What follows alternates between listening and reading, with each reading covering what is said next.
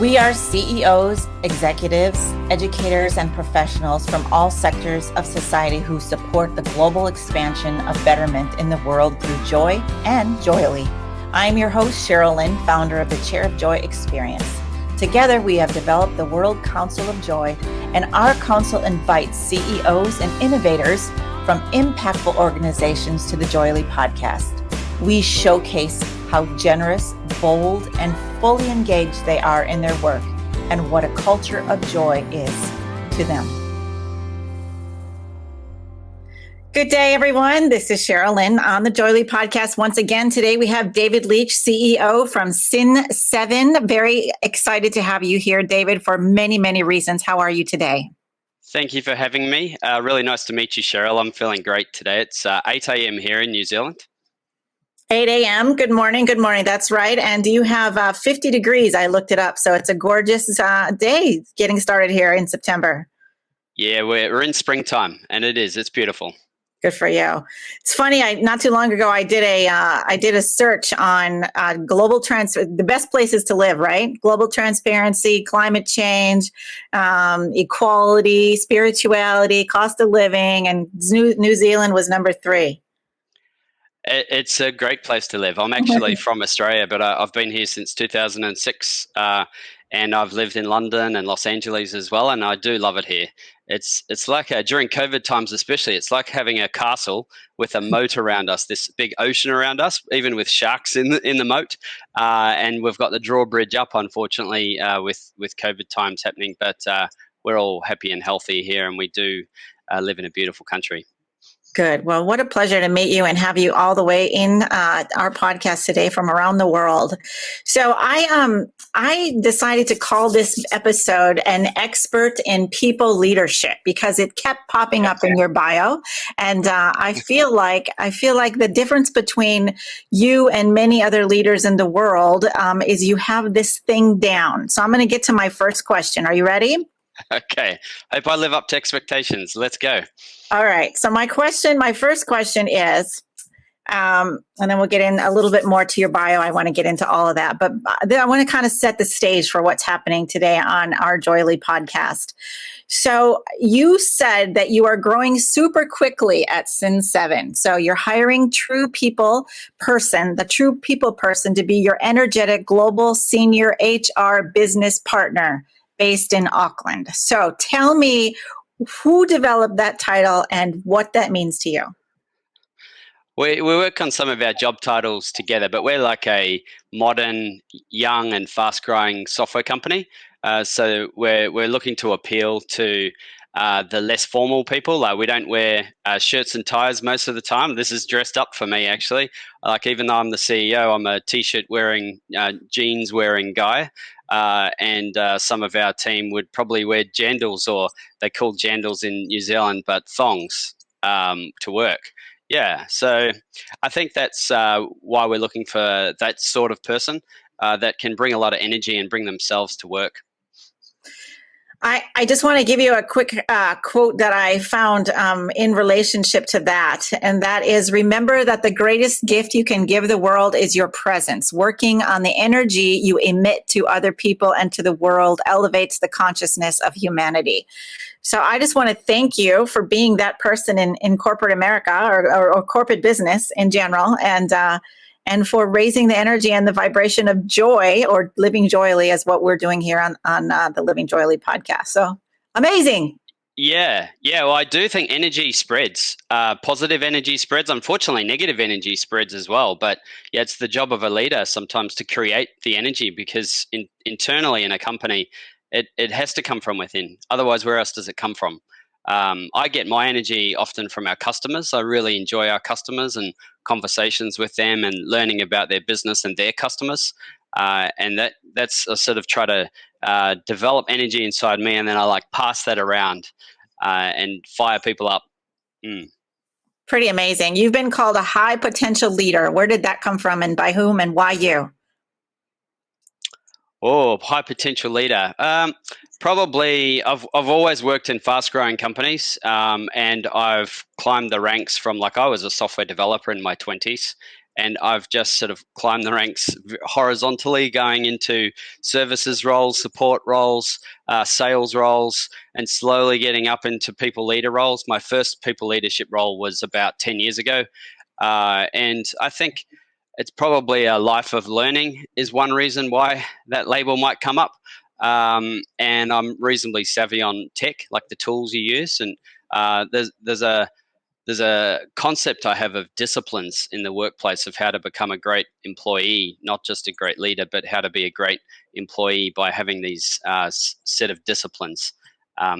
Not dissimilar to, like, an analogy I would use would be the Karate Kid, actually, in how you have this discipline of painting the fence, if you remember the movie, and how the rhythm of that, like practicing that, helps you become a really great person in karate and can win competitions and things. So the equivalent of that in the workplace, something really basic, would be like your typing speed. And learning the disciplines of some real basics like that. Get really good at typing. Get really good at writing emails. Get really good with your spelling and grammar and things. These are basics, but these would be the things that, for those people listening in their younger years, those are the things to work on and get right, and then it'll carry you through to have a really great career. That's amazing. That's really good advice. So, are you a Karate Kid? Have you been watching the remake not too long ago? I'm a fan of Karate Kid. Like, I'm a typical boy, really. Like, I love Marvel, love DC Universe. We've got little bits of our office at work themed around Marvel. Actually, there's a bit of fun around the office on the walls. We've really had fun with the business here, and that's partly what I do. Watch those sorts of things outside of work. Well, you seem like a fun guy to have around. So I just want to welcome Brenda, Sani, and a bunch of others here that are watching on our live stream. We're new to live streaming. We've been podcasting now for over a year, but this is fun to start this piece as well. So let's get into a little bit about your business, your background, kind of what you're doing. And then I would love to get into the Chair of Joy experience, which is a thing that we're taking around the country and having executives sit in all over the place. And I'd love to get your interest or your feedback on it, if you don't mind. Yes, sure. The Chair of Joy, is that the chair that you're sitting on? It looks like a lovely chair. It is, and I'll get into that in just a minute. I've carried around, I've been to 35 cities so far, and about 600 people have sat in it, and we're just getting warmed up with the whole Chair of Joy ecosystem. But as far as you go, David, you're an engineer, right? That's kind of where you started your career in software business, and so today you are with Sin7 as a CEO of a fast-growing global software company. Having lived in Sydney, Los Angeles, and now New Zealand, you have a global perspective on business and a unique mix of experience and knowledge. You've done a lot of work with the various companies, EasyVet, Curious, Orion Health. I have a question when it comes to Orion Health. They pegged you as the board for Precision Driven Health, a $38 million public provider research partnership company to promote the era of precision-driven healthcare. What specifically does that mean, and what was your role? So Orion Health is a great global software company as well, and they have this vision around healthier populations and using technology to prevent illness and disease, to create healthier populations. And so precision-driven health is the future of that. Now that there's technology around with big data and analytics, machine learning, you can actually digitize the human person. So you can monitor the body, and you can actually get a lot more out of the human body in noughts and ones into the computer, and you can analyze that at scale across populations. And then you can actually use it to diagnose people, to predict health outcomes, literally like predictive analytics on someone's future health based on a whole lot of data. Like, that's where some of the health industry is going, and some of this work in precision-driven health that Orion's working on is very cutting edge. That's pretty incredible. And so what skills did you take from that to Sin7, and specifically tell everybody that you know what that is, what you're doing now? I have developed some skills in big data and analytics in a modern sense, but I think the biggest skills is governance aspect of being on that board and learning, like rounding myself out as I got a little bit older. I've lost a little bit of hair. I'm actually probably a better listener now than I was sort of 10 years ago. I think I'm a little calmer as she goes, in terms of not a lot rocks my boat in terms of challenges that pop up every now and then. And I think I'm a better coach than I used to be for my direct reports. And so I've learned a lot about governance, because as a CEO, there's an element of governance as well, like not being a micromanager, but being there for your people. And actually, I've learned a lot about developing teams, and that's been one of the real joys, thinking about this word joy. At Sin7, I think we've built a great, strong team, and we've really bonded. And I haven't had a lot of that before in earlier careers. A lot of companies, unfortunately, have a little bit of dysfunction in the organization. And so we've been able to work on organizational health, build this strong team, and we have each other's backs. We play in position, all the similar concepts to a sporting team, really. And it's been fun. Yeah. That's awesome. And what's your biggest challenge right now with everything going on in the world? With our business, COVID has not been a challenge.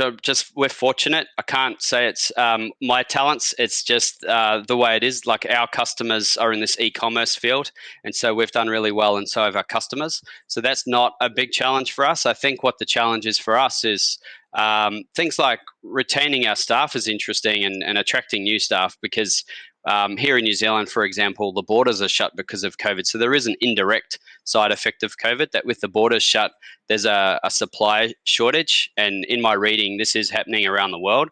There's also been there's articles called the Great Resignation, where people have kept their jobs during COVID, but now with COVID sort of starting to move to a new phase, there's people looking to move on and actually rethinking their life, even, really wanting to live in a different part of the world, and maybe slow down a little bit, or work from home full time, those sorts of things. So we're navigating that is difficult. The other challenge for us, it's a positive challenge, is our growing pains. We are growing really quickly. So growing safely and with sanity is a big part of our focus as well. Yeah. That's really exciting. Congratulations on your success. So could you name, or just call, I don't know if you can call it a client, but someone who you're working with in a quick success story, someone who maybe, didn't really have their data-driven, techniques in place, and what they're doing now? Yeah, so I had a conversation a couple of weeks ago with one of our customers, is Megan Fabulous, great business. They're based in California. You could look them up. They're a fashion business. They have dresses for women, and they have another secondary brand that they're building as well.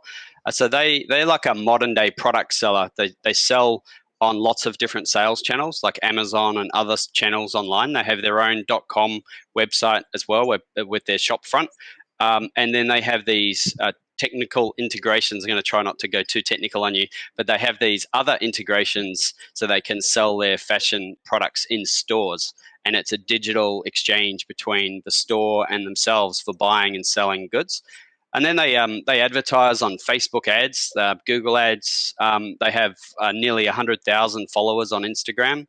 So when I think about all of that, Megan Fabulous is a great example of what I describe as a modern product seller, or a next generation product seller.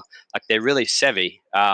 They've navigated this digital world really well, and then use of all the tools out there to sell their products and grow their business in the modern world. And how are people finding you? Is it word of mouth? Are you doing a lot of, technical driven marketing campaigns yourself, or how are people finding you? So we're very digital and modern ourselves. I can't say we've got many Instagram followers. Please like us on Instagram, and we could do with you following us, please. That's not how we do business, really. It's more for us. It's not a social media thing.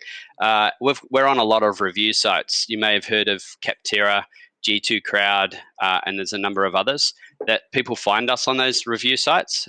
We focus on mid-market and down. We're not in this enterprise game of like big business and $1 million deals. We're smaller size deals, but thousands of customers.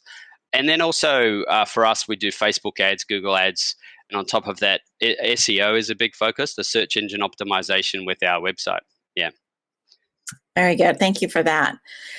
So now I'd like to jump into the chair of joy, and then we'll circle back to some questions for wrapping up. So our company name is JOYELY, right? So we're living joyily. We're not joyily or happily ever after, but how do we live scientifically, raising the level of consciousness and living joyily? So an extension of just the word joy.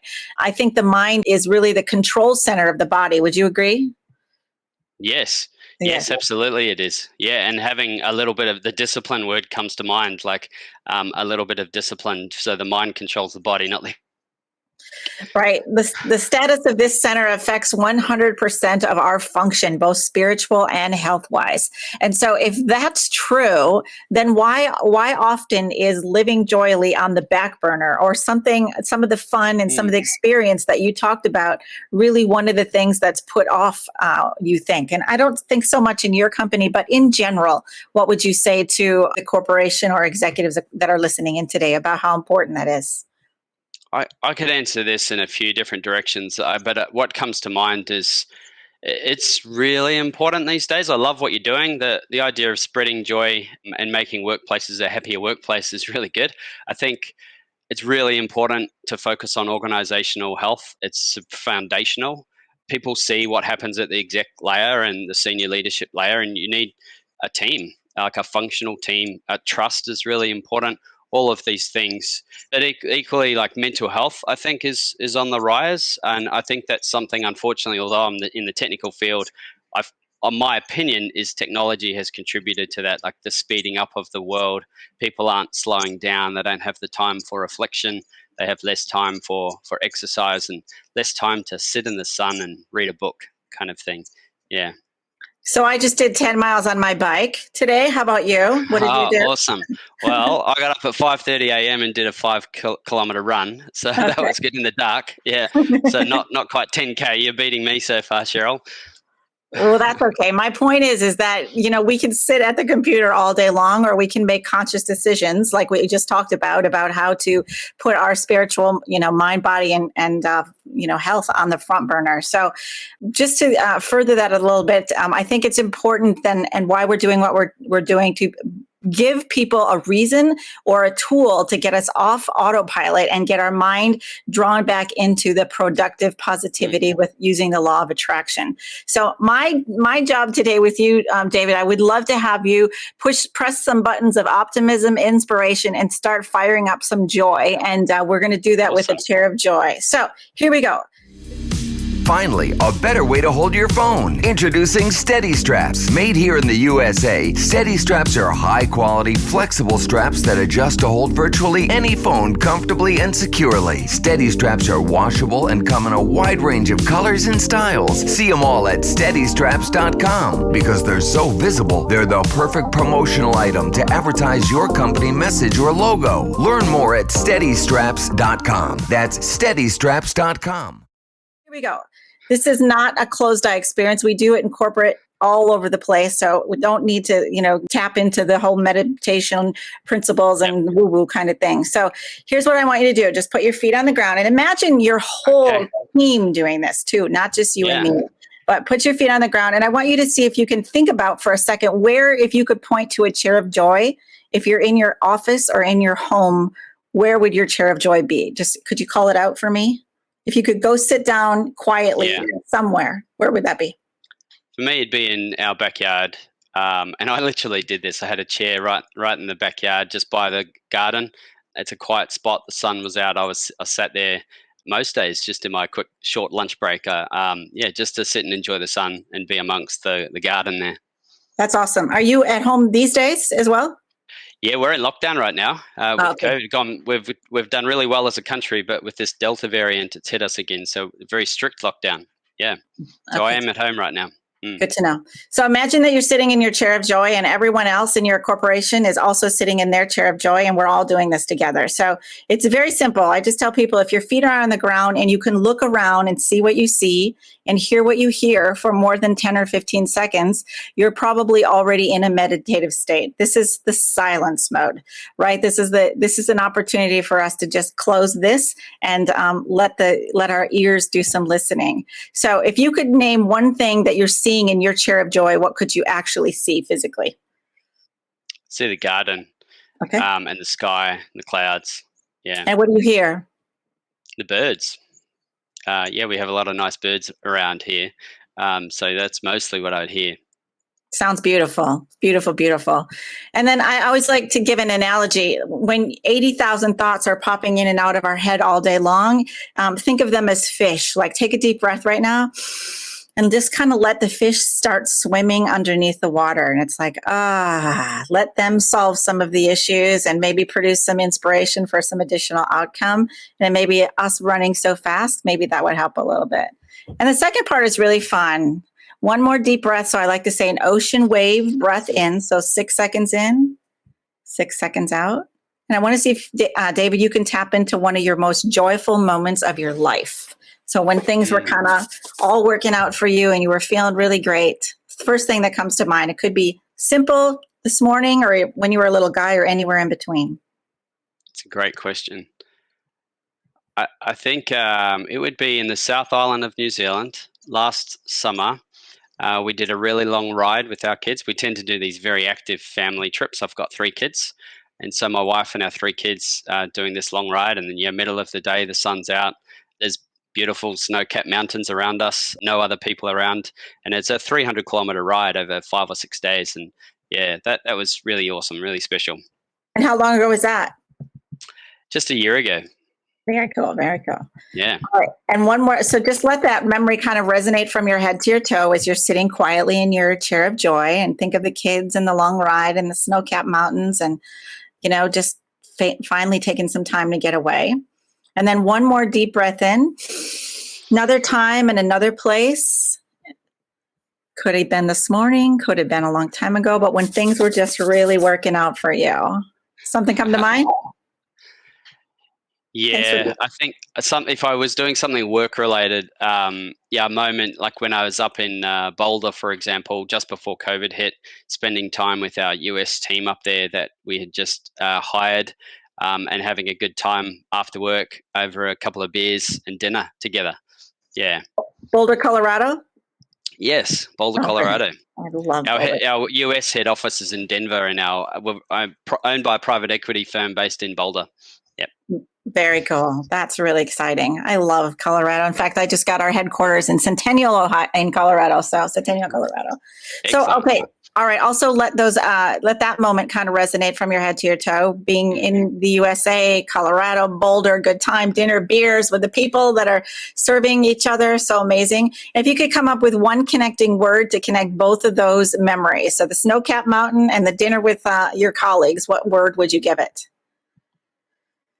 Meaning, I think, because it were meaningful sort of moments with people, and this is these are memories that we're creating. Really, as a dad, this is something I reflect on. You don't have your children with you for very long. I was just going to say, work doesn't need to be a lot different, right? You're creating memories at work with the people that you're with, and I like to try to create memories for our team with our social events and things. It's not very difficult, is it? No. Not actually very different. It's meaningful and purposeful is what I hear, that it makes sense to you to take time for these kinds of things. So yes. you are going to put meaningful, this powerful word that means living joyily. To you are living joyily when you're doing meaningful events and things. So if you could encapsulate this concept of meaningful in a container, put it in a container and make your intangible feeling tangible, what would that container look like? Tough ones today, right? Question. It is. So a container full of meaningful. Yes. Photos, like we created a fun photo wall at work a couple of months ago that just shows off a whole bunch of fun photos and let the team pick what photos they want to put up. And it's like that's thing full of photos of different moments that you could pull out and have a look at. That is so powerful. All right, you and me are going on a quick trip. Let's go to Colorado, since that's where all your colleagues are. And we're getting off the airplane, and there's 1,000 different executives from all over the world standing there. They don't get this thing that you're talking about.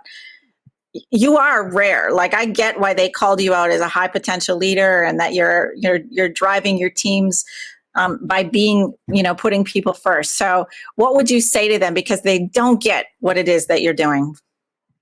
I think what would I say to them is have a think about what's the legacy they're trying to leave behind in their job. So one of the things I think about in what I'm trying to build is a great company, great culture, and we've still got work to do. But I've had a really great work life in my younger years and have been in fast-growing companies, and I've got these amazing memories Orion Health is one of those companies. Amazing Christmas parties, amazing trips around the world and things. And I think now that I'm in this sort of leadership role, key leader for the business, I'd like to try to create these moments for the team, so that they have memories. And so Sin 7's like a special time in their career. And they can build their career here and be successful work-wise, but they actually connect with people, they build relationships, and they build memories. That's very forthright of you. I can see that they are going to be a bunch of very lucky human beings.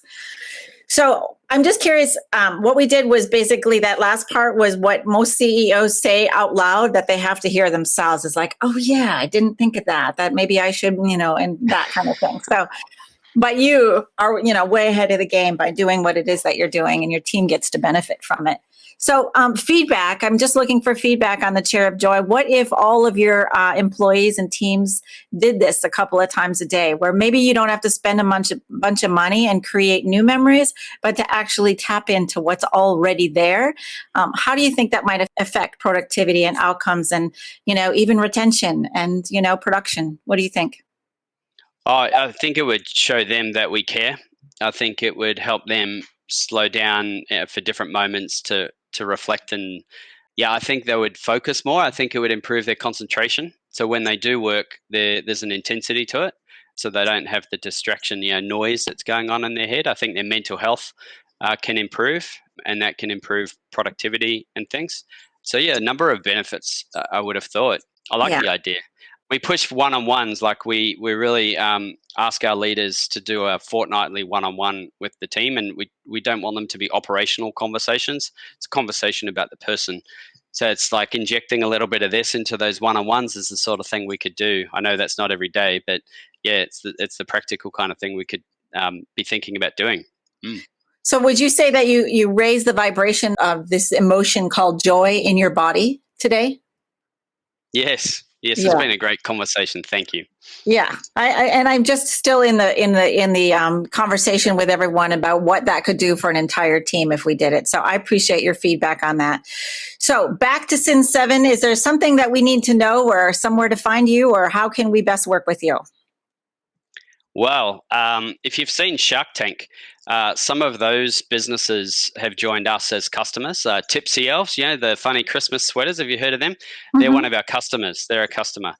So we're the software behind those businesses and those fun products. So what we're all about is getting these fun products that customers love out there and all over the world. So we're helping a business like Tipsy Elves sell their products on lots of different sales channels 24/7, and helping them keep up with all those orders so they can deliver them to all their customers. So that's what we do. For us, it's exciting, because I'm a software guy. That may be less exciting for some, but the cool part is all those fun products. Like there's chocolate companies, beer companies, fashion companies, like I said, Megan Fabulous, a wide range, electronics companies, and we're behind them. We're powering their success by them using our platform. 'Tis the season, right? It's coming up. Not only is the holiday season coming, but this is just the way we live now, right? And I can see how beneficial and productive your software would be for so many. Is there a size of a company that would benefit one way or the other? Yeah, for us, the sweet spot is businesses that do between 20 mil and 300 mil, that kind of range. We still take customers smaller than that and customers larger than that. The sweet spot's also when they're selling on more than one channel, more than one sales channel, not just Amazon, but they're selling inside Macy's as well, and they sell on their own .com website, and they might be on Walmart too. So that's what we do. We're proud of what we've built so far, really excited about the future potential of our business as well. And we're working hard to grow our brand. So hopefully people will see Sin 7 more and more. Absolutely. Well, thank you very much, David. I appreciate that you are giving so many amazing experiences to your team and, to your customers. And I appreciate the fact that you sat through the Chair of Joy experience. And I think it was really fun to hear your personal story about your kids and, what gives you joy and how you interact with your team. So, well, Sheryl, what you're doing is really great. There's not enough joy in the world. And it's awesome. So thank you. Thank you for inviting me to this. And thanks for spreading joy. This podcast is a part of the C-Suite Radio Network. For more top business podcasts, visit c-suiteradio.com.